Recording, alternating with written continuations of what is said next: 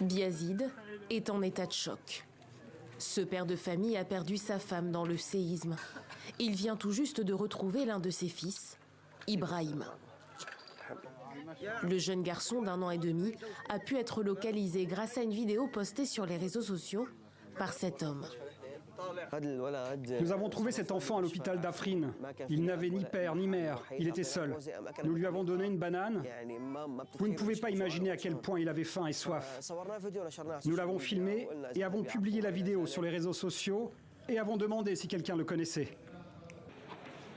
La recherche de survivants se poursuit en Syrie. Les secours sont à pied d'œuvre dans la région d'Alep. Ils ont reçu la visite du président syrien Bachar al-Assad en présence des caméras.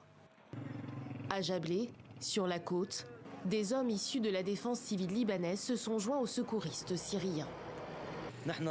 Nous sommes venus du Liban avec un groupe de 70 personnes de la protection civile, de la Croix-Rouge, des pompiers et de l'armée libanaise. Ce séisme est l'une des tâches les plus difficiles qui m'aient été confiées.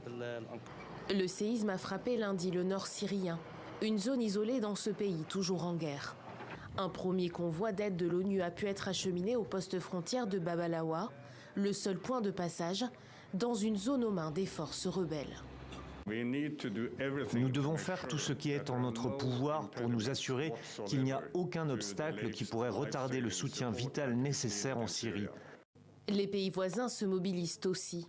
De l'aide humanitaire a été acheminée depuis la Jordanie, l'Iran, l'Arménie, la Tunisie, Oman ou encore les Émirats arabes unis.